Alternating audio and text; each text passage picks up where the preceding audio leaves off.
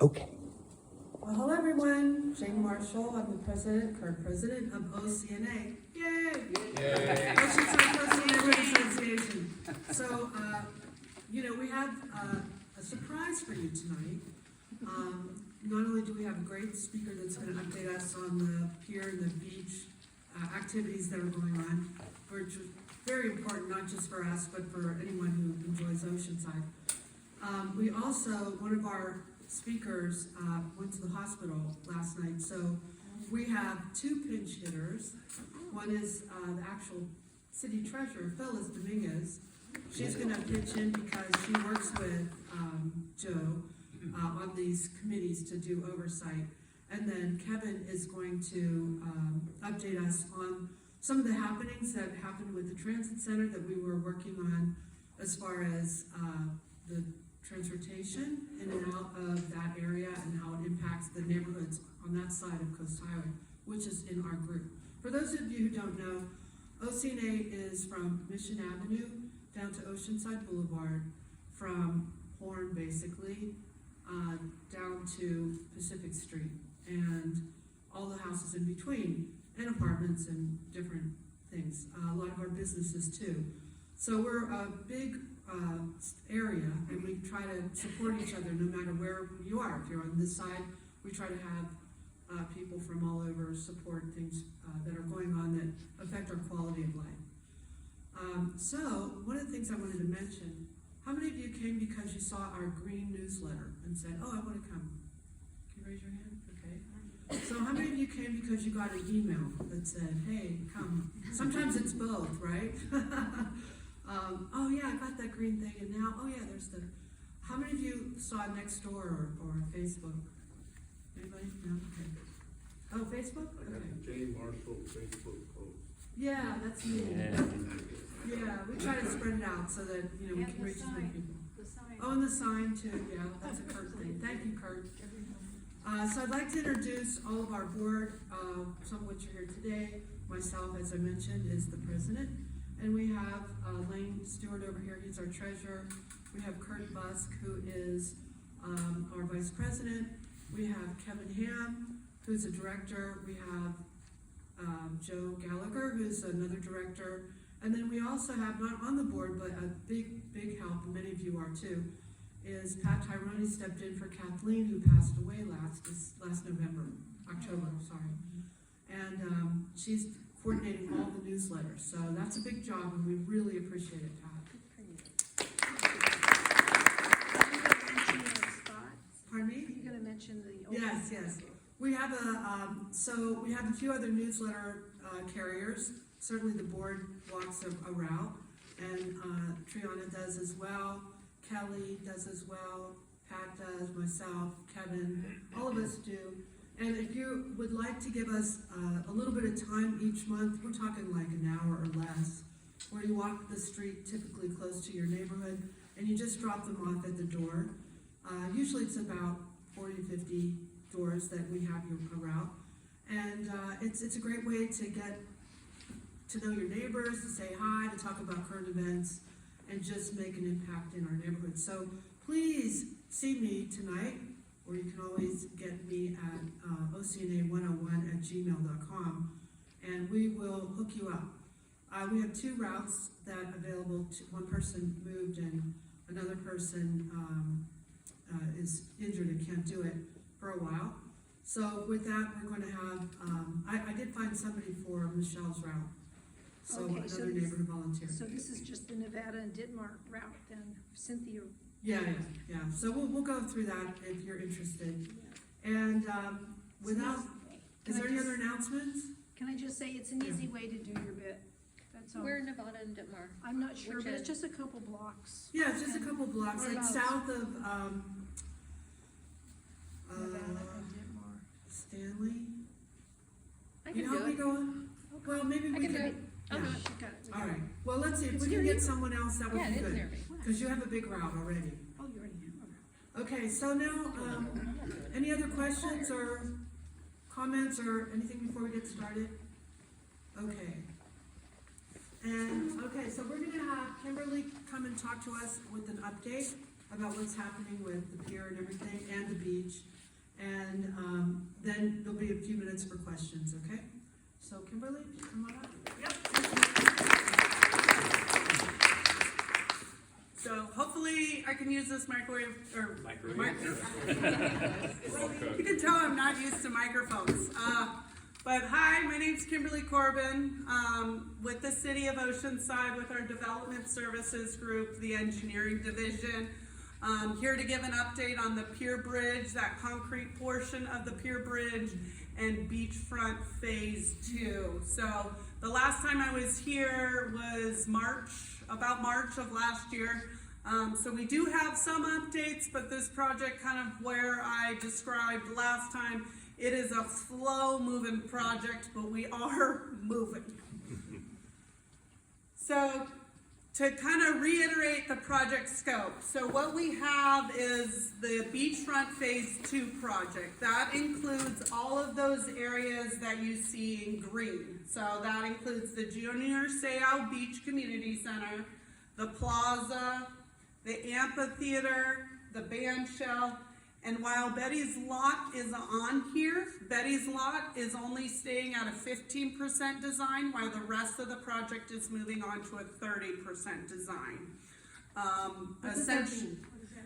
What that means is it's staying at a very high level programmatic concept for Betty's Lot.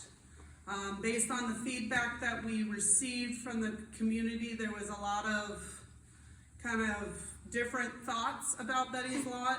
When we approached the Coastal Commission, there was different thoughts about Betty's Lot.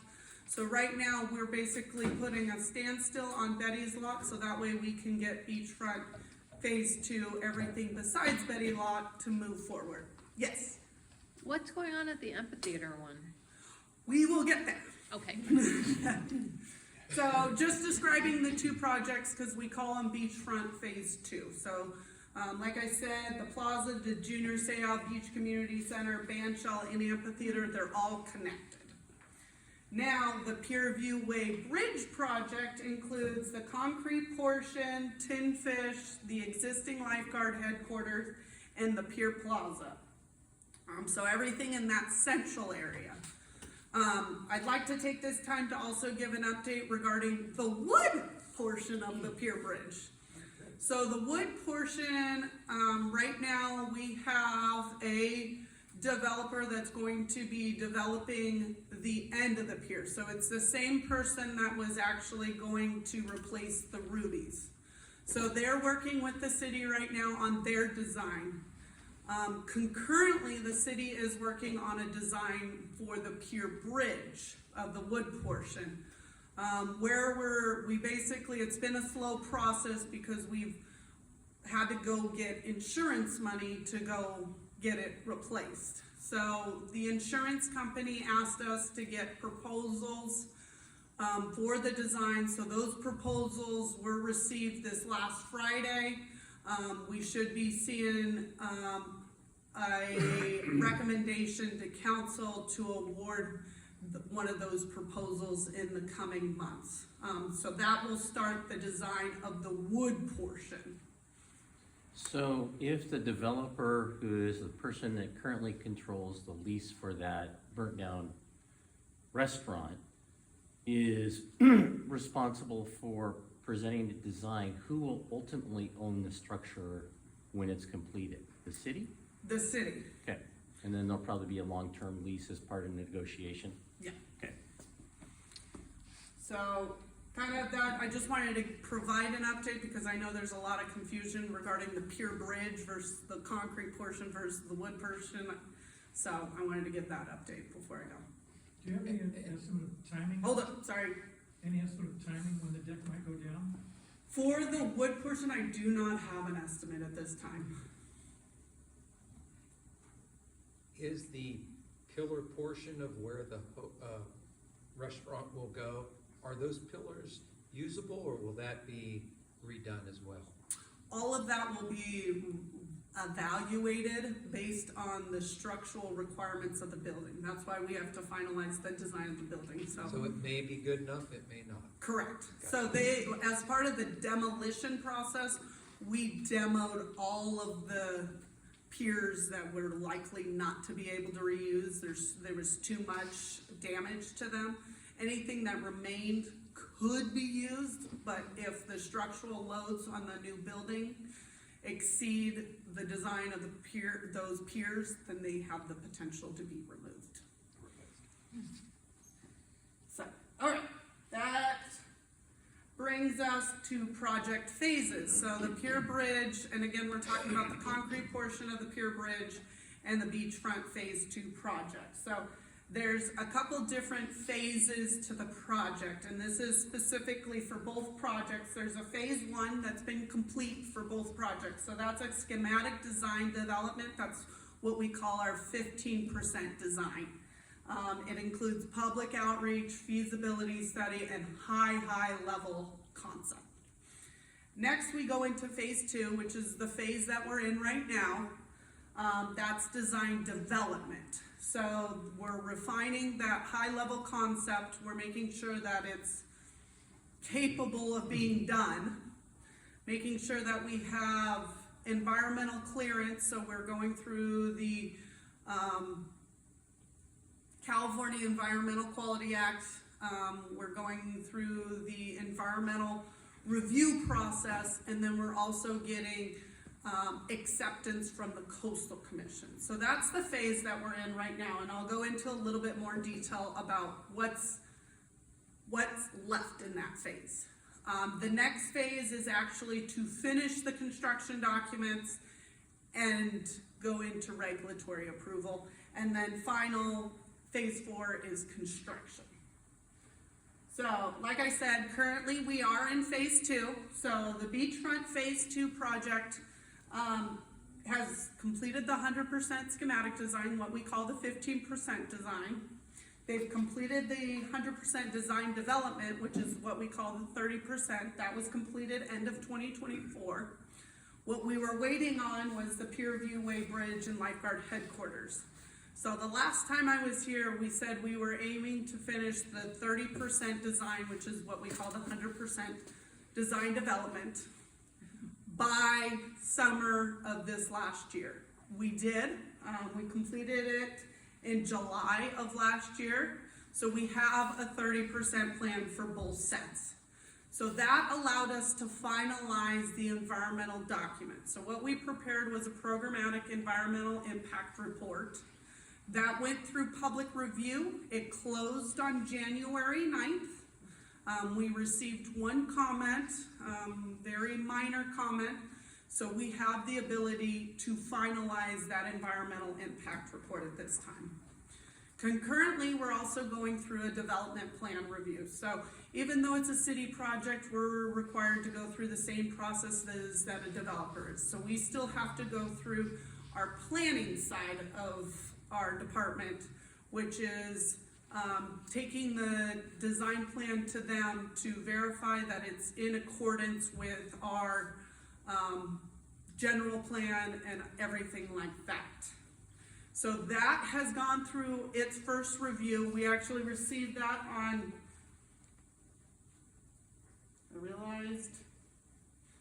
so that's the next one, sorry. We received that on January 23rd, so this last Friday. So we're working on making change. We're resolving the comments that we received. Once that's complete, we will resubmit. Typically with the city processes, we typically never get past the second one because they're in our same office. So we go talk to them, make sure everything's good before we resubmit. So we are looking at resubmitting, and then once we are accepted by our planning group, then we take it to OPAC and DAC. So OPAC is the Oceanside Historic Preservation Advisory Committee, and DAC is the Downtown Advisory Committee. So both the development plan will go to both of them. Once they've given their recommendation, we take it to City Council. So our goal is to take it to City Council in summer of this year. Meanwhile, and then in that same process, once we have City Council approval, that allows us to submit to the Coastal Commission So once we have coastal commission approval, we got our thumbs up. So we're aiming to receive that permit from the coastal commission by summer 2027. So it typically, coastal commission can take up to about a year process. It can drag on even more depending on the project. The nice part is coastal commission has given their preliminary acceptance of the project. So the hope is that this should be a clean and clear process with them, but it's hard to judge whether it's gonna take 6 months to a year more. So we'll continue to give updates regarding that coastal commission process once we submit. But we cannot submit until we have that development plan approved by city council.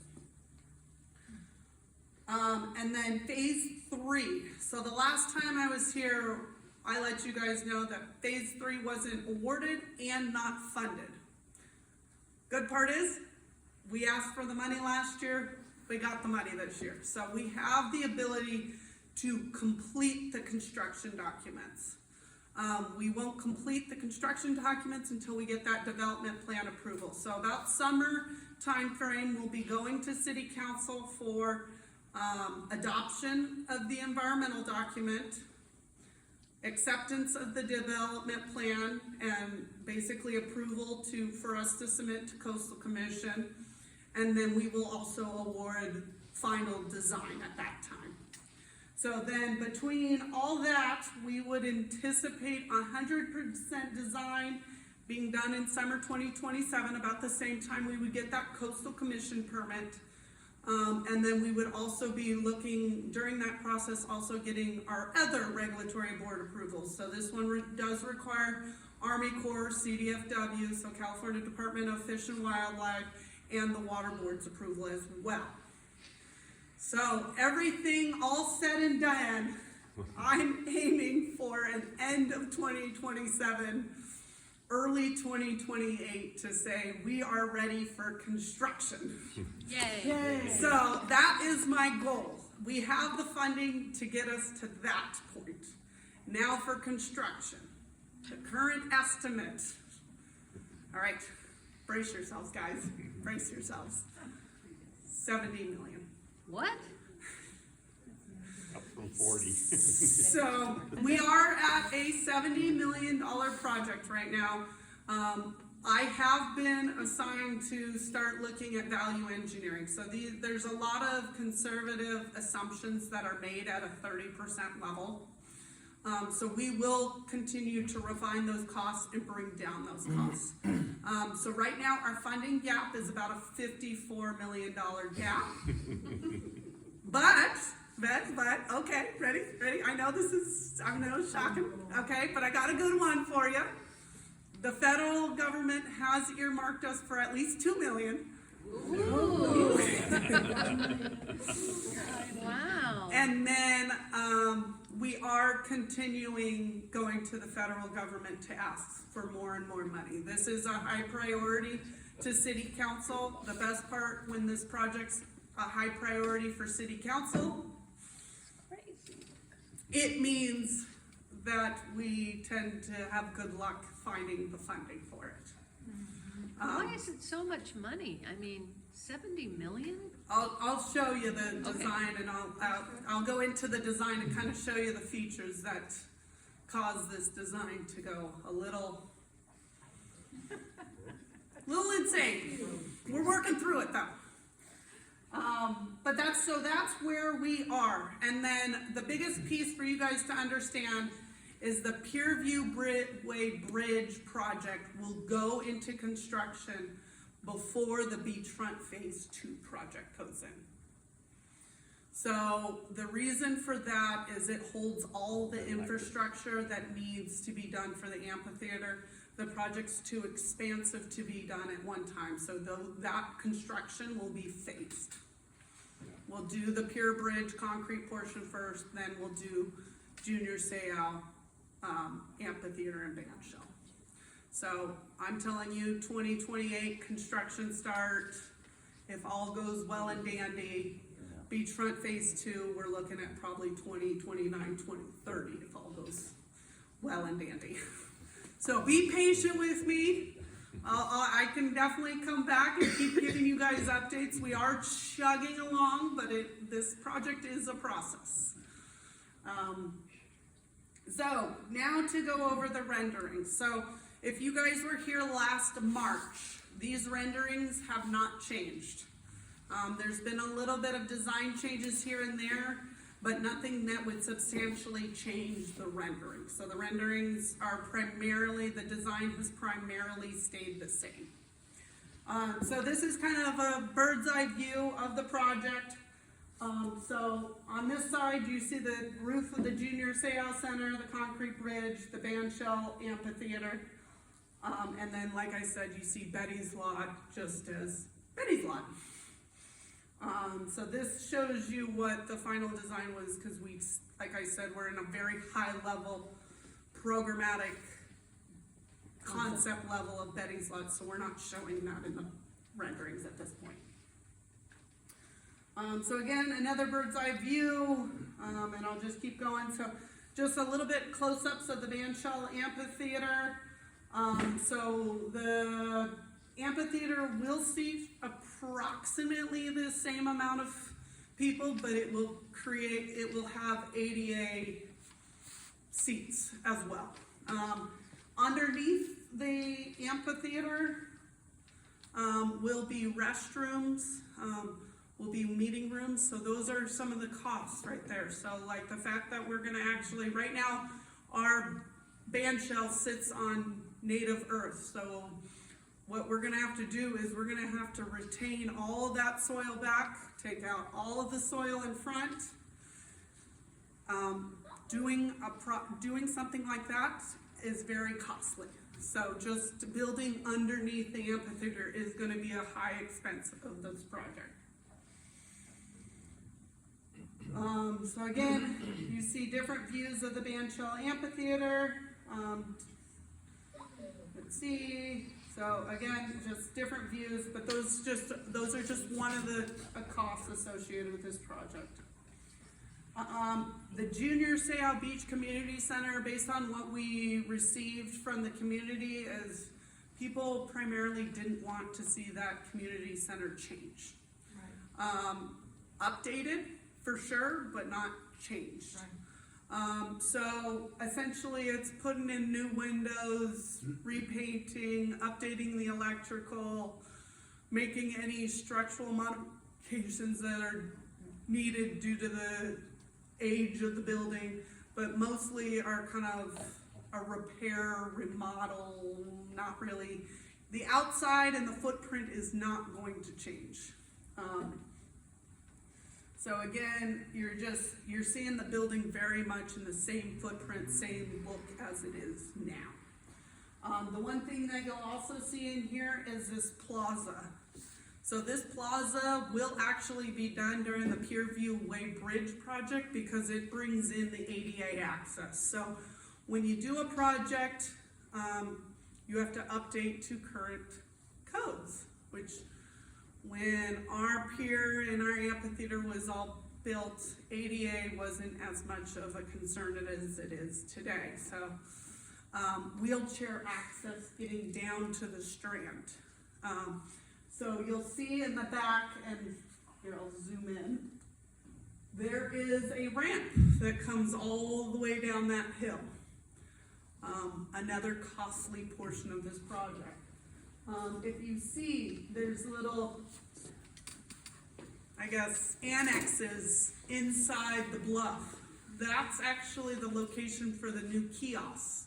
So instead of the kiosks being in the middle of the plaza, all over the place, they would have their own personal cubbies. They're currently permitted at being temporary. We would look at making them more of a permanent home. So that means bringing sewer there, that means bringing water, that means bringing a permanent source of electrical. So that adds cost to this project. It's one of the things we're evaluating, whether we can look at different locations for the kiosks. Like, do we really need to build into the bluff to make a room for these kiosks? Or, one of the other questions that we've asked is, can the kiosks help support the cost of this project if something like this is being done? So these are all kind of questions that we're gonna work on answering here in the coming months.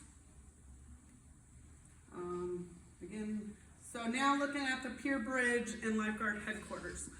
So one of the comments that we got very early on from Coastal Commission is they didn't want any of the east building. So this project includes installing a building on the east side of the, underneath the bridge, that becomes the new Lifeguard headquarters. So what happens is, right now, sea level rise projections show that in 100 years, that west building will be inundated with water. And so these buildings, these bridges, have a design life of 100 years. So we have to design for what's gonna happen in 100 years. And so part of this project created a building on the east side for the lifeguards. What happened is, in order for that Lifeguard headquarters, and we showed two concepts early on in the 15% stage, and what happened is Coastal Commission didn't like how much that building was impeding public access. So we are now tucking that building. You'll notice that it's not, like, aesthetically it looks very similar. We're tucking that building under the bridge and into the bluff. So again, retaining that wall, and again, and that an additional cost right there.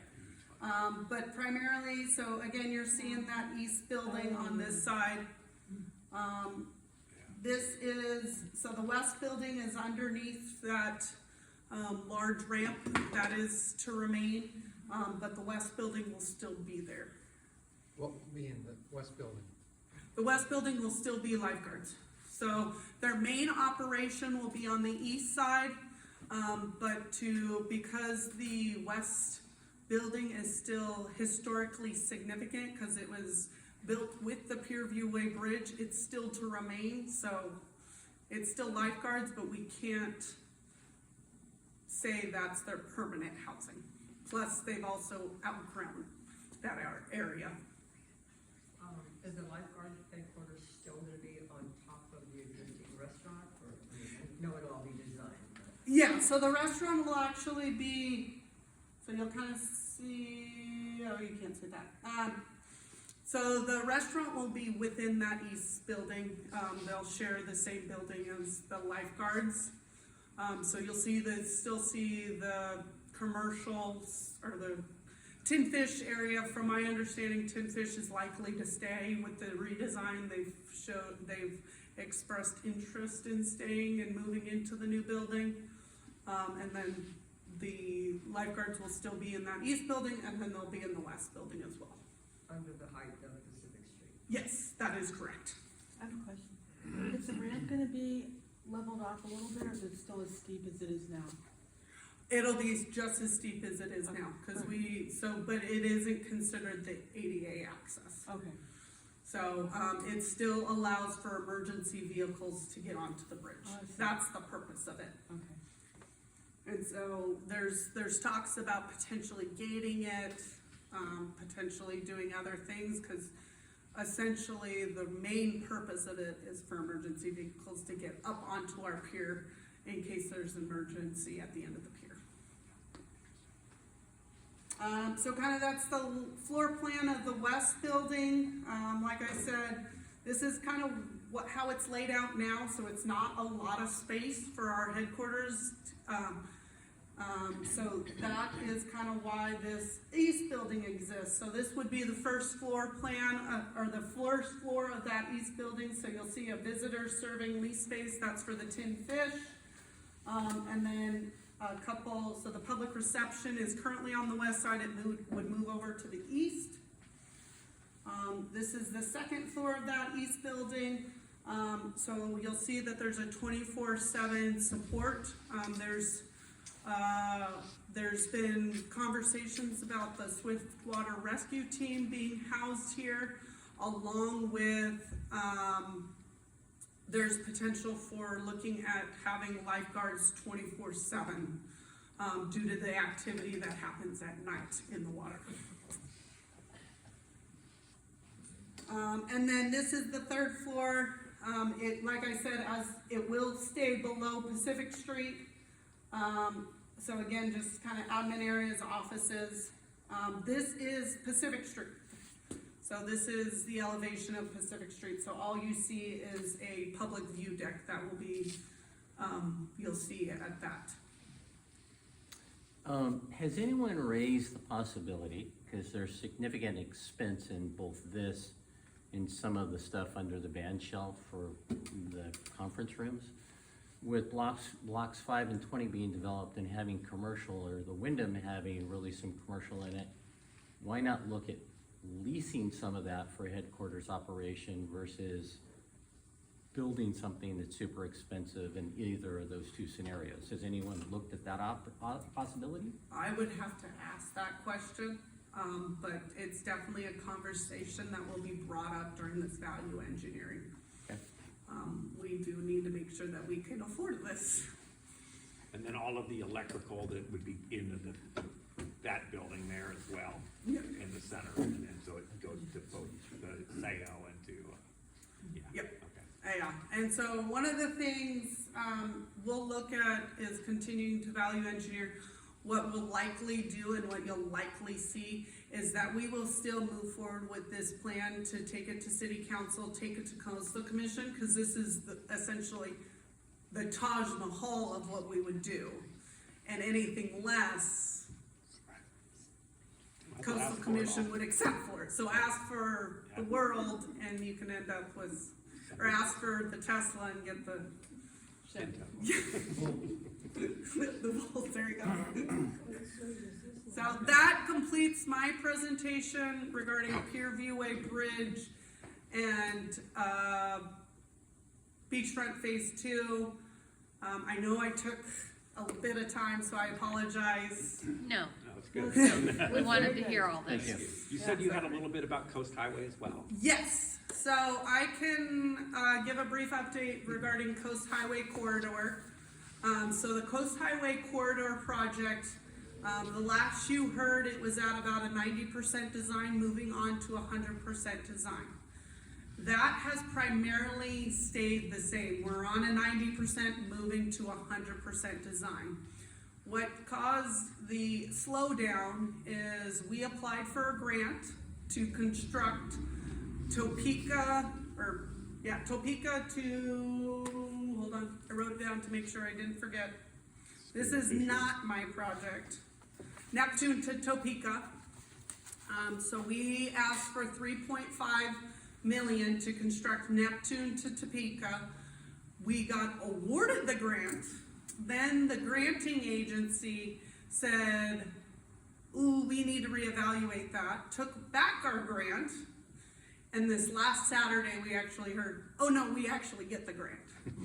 Okay. So the good news is we have the grant. The bad news is it delayed us.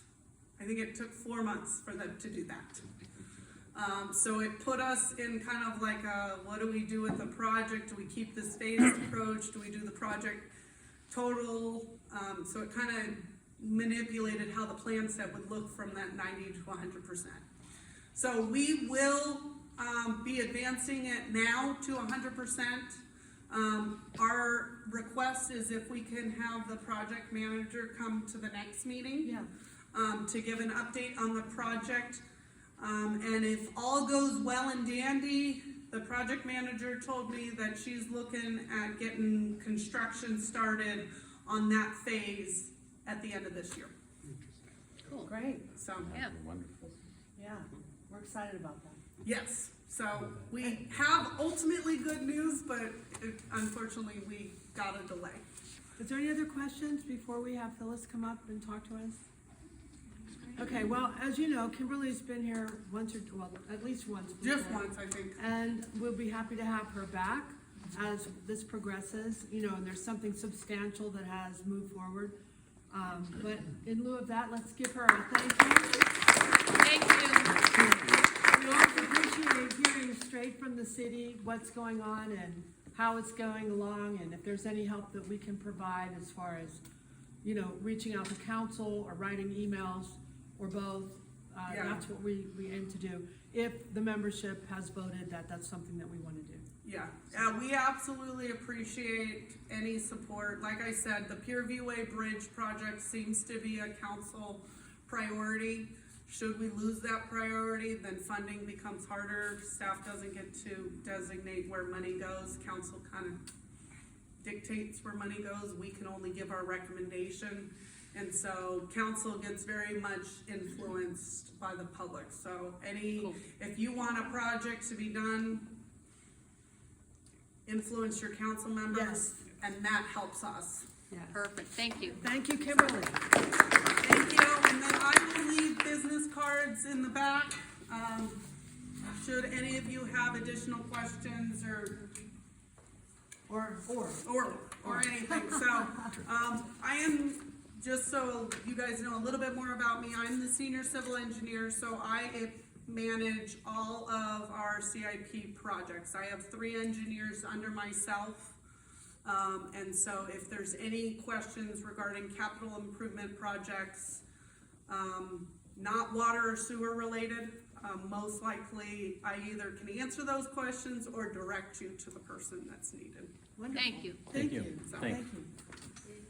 All right, and with that, I'm gonna bring up our treasurer, Phyllis Rodriguez, for a brief overview about. Fill in the Phyllis. Yes. Phyllis knows I can talk. Go right down. There, thank you, Phyllis. Good morning, or good evening, everyone. This is an unexpected pleasure to be here speaking to you today. My name is Phyllis Dominguez. I'm your Oceanside City Treasurer. I was here originally to support Joe Gallagher, who is going to give a little bit of an overview on the Citizens Oversight Committee, which I'm the ex officio chair of. But since he's here, I'm going to pinch hit and just talk a little bit about what the committee is. So, as your Oceanside Treasurer, I'm in charge of investments. We have an investment policy, which is posted on the city website, and you're more than welcome to look at it and see how we do our investments. And it's primarily bounded by state code. So it's a very regulated environment. A big picture overview, we invest to preserve our principal, because this is where all the city's money is. The city pools all the money that we have for the water, for capital improvements, for parks and recs, and then we use that money, we invest it. So again, we want to preserve that principal. The second objective that we have is liquidity. We ensure that the city has at least 6 months liquidity to pay our bills in case there's any market turmoil. We're still good. And then finally, we invest to get as good a return as we can. Again, safety is paramount. So I know a lot of people have equities and they look at their equities and go, oh my gosh, look at how much we've gained. But the city investments are a whole different ballgame. We are focused on safety.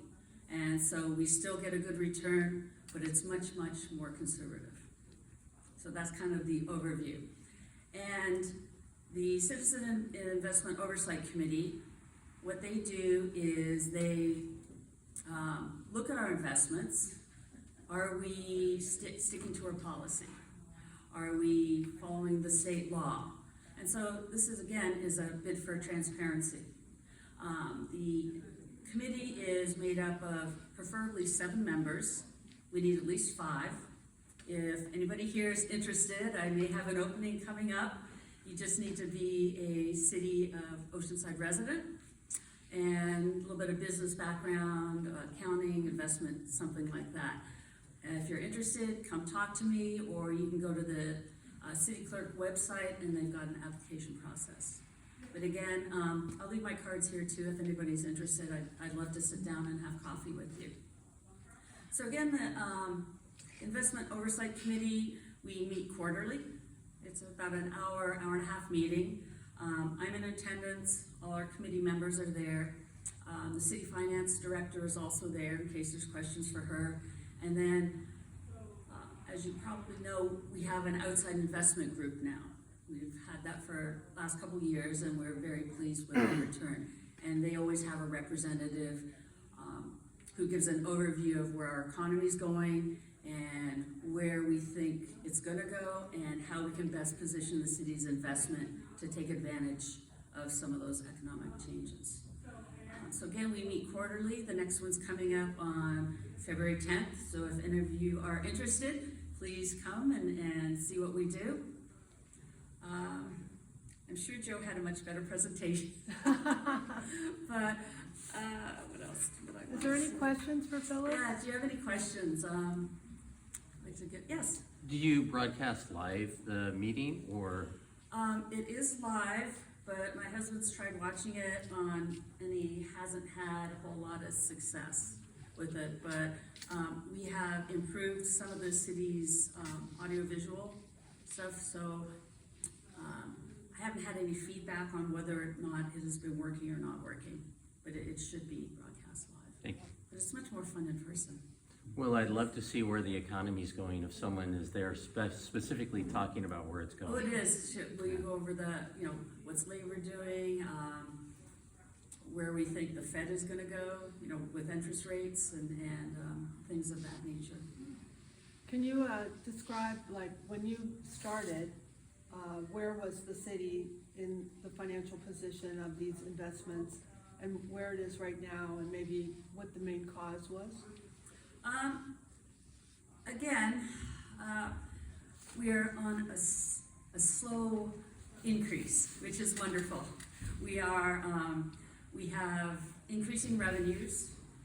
A lot of that is due to returns that we've made in this past year. Again, we expect some of these returns to be a little bit lower the next year, just because the interest rates that have lowered, which creates lower yield, lower bond yield.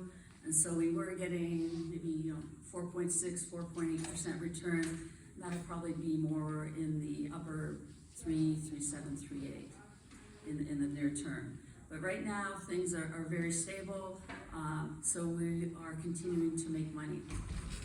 We're actually putting the city's finances to work. All the money that you pay in taxes, that we collect in services, that all goes into our investments. And so I'm here to make sure that you're getting value for your tax dollars. Wonderful. Sorry, this is very brief. Yeah, no, it's If good. anybody has any questions, again, I would love to answer them. Anybody else have any questions? Where's the meeting, February 10th?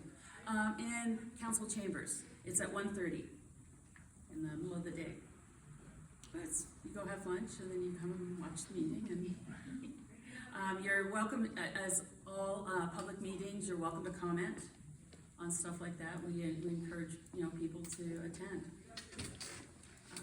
Mostly it's just kind of policy people and people who are really into finance, because sometimes it gets a little dry, but it's very informative. I find them interesting. So again, if you're not doing anything, February 10th at 1:30, please come on by. What firm do we use? We use Chandler, Chandler? and they're a big group that does only municipal investments, and as such, because they have such a huge portfolio, we get benefit from that, because they can get a little bit better deals than we could, as a city. Even though we've got $500 million under investment, they are advising billions. So it works to our advantage. So the load's not as big. Pardon me? You get a better rate on the load. Right, a little bit. Every little percentage, every basis point helps. I have a question. What is our city's financial rating? It just got lowered last year, and that was, I have to get back to you, I think it's, I can't. That's fine, that's fine. I didn't mean I to will get back to you, surprise and then you can share it, I'm sorry. Okay. The other question I had was, you talked about, it's like $500 million is the principle that you try to protect for, everything. And is there, the residual or the gain, is that then given to the general fund? for No, you? that's just continuously reinvested, Oh, okay. because all the money is portioned into pots. Mhm. It goes, one's capital improvements, one's water and sewer, parks and recs, police, fire, everything has a portion. And even though there's different accounts for each of these, it gets pooled so we can take advantage of the money that we're not currently using. Okay. And as we need money, we'll shift it around. Like, Okay. last year, we took money out of one of our accounts. We had done very well. We had $20 million, so we used that $20 million and we paid down our CalPERS pension. Okay. And so we're currently, what's the best use of this? Is it better to go after an unfunded liability or keep it in the market? Okay. So we're kind of always balancing these two things. Oh, good. Supposed to do. Good job. And I will get back to Jane on the Yeah, city's rating. thank you, Phyllis. She had no idea this is what she was going to do tonight. I'm just gonna come and listen and say hi to everybody. So I really want to thank her for stepping up and Yes, supporting us absolutely. with some really good information, because we don't even know, right? We don't know what's going on. We know the money goes to them, then what do they do with it, right? So it's good to hear how it's being managed and apparently very well managed. I just wanted to say, if you're really interested, the city puts out a report every year. This is the 25, oops, sorry. I can hear it back here. No, I just need This to is the read. annual comprehensive financial report for the year ended January 30th of 2025. And what it does, it gives an overview of all our revenues, all our expenses, where we've allocated money, where we anticipate things are going. And this is on the city website? Yeah, this was presented to the two city council meetings ago. But again, if you can't find it, contact me and I can shoot you a copy. Let's see, what are some of the good Do you have a quick bits? question? I was gonna ask where you can get a hard copy, because Not hard. you can't, It's 178 pages. well, I'd rather see No. something physically I could flip through. You might ask the city clerk. Maybe they Okay, can print thank one you. out. But basically, again, kind of like I said, the economy has slowed down a bit. It says indicators point to an economic environment marked by slower but still positive growth. And this is consistent with statewide and nationwide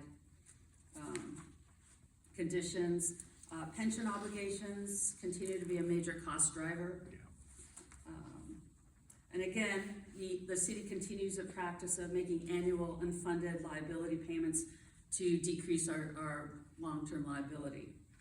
And then every year, the city directs a portion of investment earnings that aren't earmarked for something else towards reducing these unfunded liabilities. I do remember a couple years ago that the unfunded pension liability matched what the city budget was, or somewhere close to Yeah, that. so we've actually caught up pretty well. Good.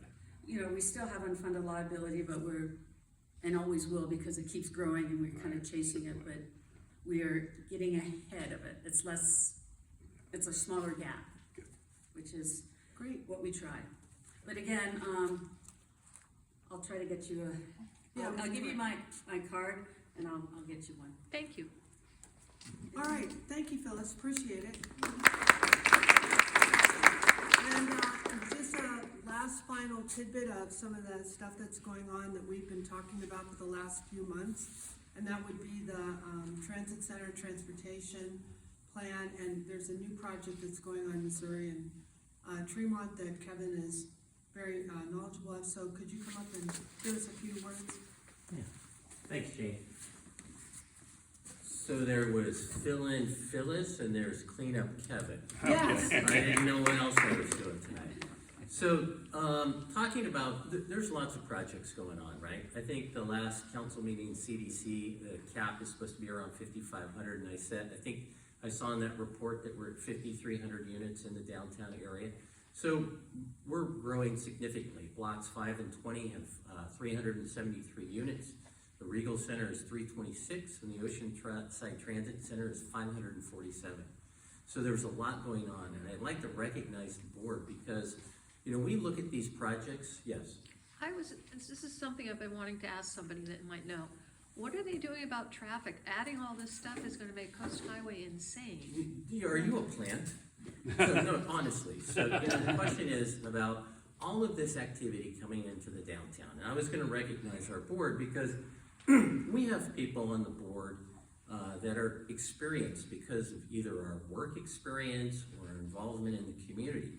So when these projects are coming up, whether it's Block 5 and 20, the Regal Center, the Oceanside Transit Center, we come to the table and talk to the parties about architectural design, about the aesthetics of the building. What's really important, traffic and public safety. Yeah. And one of the things that's really come up with the Oceanside Transit Center is the bus routing.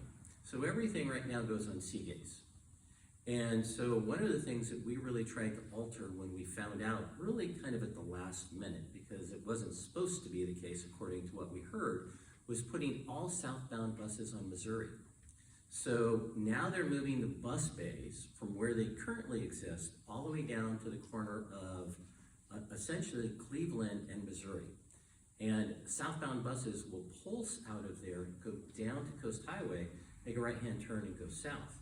And as you heard, you know, we're looking forward to seeing the Coast Highway plan move forward. You know, that's gonna redesign that entire area. So what we're trying to do is provide input as we go through these projects to make sure that safety is considered, bicycle safety, pedestrian safety. And so this is something as it goes to the Coastal Commission, we still hope to have a hand in. So know that this is going to the Coastal Commission. You can get on the Coastal Commission agenda list being sent to you so you can see when it's coming up. I looked at the most recent one and it is not on there, which is coming up at the end of January and beginning of February. So know that we will keep an eye on that, but you too as citizens and individuals should as well, and we'll let you know in the newsletter that we put out.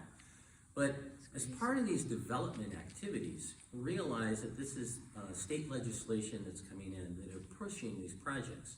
The Oceanside Transit Center project is 7 stories tall, 547 units, right? And so SB 79 was the most recent piece of legislation that was passed. And so, for example, at the corner of Missouri and Tremont, which currently has a historic, older, single home, there is proposed for that site a 6-story, 22-unit condo building that will have underground parking as well as at-ground parking for some handicap parking that will be there. They're requesting, and part of the state legislation allows it, that they get certain waivers. And those waivers are, for example, one of the things that's a current concern as we look at public safety and transportation is a zero lot line waiver to put the building right on the alley. If you look at that corner of Missouri and that alley, the other unit across the street is also a historic building that's put in some multifamily in their project, and they're not gonna move. They're gonna be there for a while. If you put this other building right on the lot line, this is a pinch point. You might have heard, because unfortunately maybe some of you have received tickets, you can no longer park within 20 feet of a crosswalk or an intersection, right? Well, if they put these 2 pinch points right there at the corner of Missouri and this alley, we're essentially going to be creating the same problem for visual access for pedestrians walking down the street. And now all of those southbound buses will be going on that street to Coast Highway. So one of the things that we're raising with the city is this is something that they should potentially not allow, which is a waiver for a 0 lot line on the alley, which currently is required in the city's code to be 5 feet. So I know I didn't have much time. I think it is actually right on time, but that's an update of some of the things that we see But I want to recognize the board, because the board does meet with the city, we have conversations with the developers, and really, we get to some of the issues of public safety design and aspects of really working in common sense that we see from a local level, how it can better work with the residents and the community in which we're living. Thank you, Jane. Good job. Yay. Yeah, so just to follow that up, before we say goodnight, is the board, the ones that I just mentioned, Kurt and Kevin, myself, and Lane, we meet routinely, usually every other month, with city council members and or high-level city staff, including some of the directors that are in charge of these things, to voice our concerns, our specific concerns. As Kevin mentioned, we have people that have background, like Kurt's a former city planner. I'm on the Downtown Advisory Committee. Kevin's worked with the City of Vista in their economic development. Lane's been a citizen and vocal for many years. We have a lot of really good talent that it allows us to make an impression with the city about things. Now, developers are usually sent to us for a review of their project just before, because when we are upset with something, we let them know, and it does make a difference. So our neighborhood group is very, very influential, and it's because all of you care and you're members, and you help us deliver newsletters, and we're a viable activity in the downtown. So if you're interested in getting involved and learning more and being a part of it, please see me or any one of us, and we'll be happy to get you started into something very little, like delivering newsletters, or even something more if you're interested. And again, my name is Jane Marshall. You can always reach me at ocna101@gmail.com, and I'd be happy to help you with whatever questions or assistance that you need. So with that, I'm going to say, wait, before we go, next month, we're going to have the update on the Coast Highway from, is it MJ? Yes. Yeah, from MJ. She's been working with Victor, which we all know, Victor Velasquez. He's been here many times. So that's her project, her baby. So we'll get an update on that, because now that they've got the funding, that'll be interesting. And then another speaker, which is tentative. And then in March, we're going to have Esther Sanchez, the city mayor, and also Michael Gossman, and talking about Measure X, which our association voted to support. And where is it, what's happening, what's being paid out of Measure X funds, which is that sales tax. So with that, we've got an exciting lineup. Hope to see you next month. If you, again, have any questions, see any one of us, and have a great evening and a great month until we see you again. What's the date for next meeting? I think it's February 28th, I think. Do you know what it is? Into the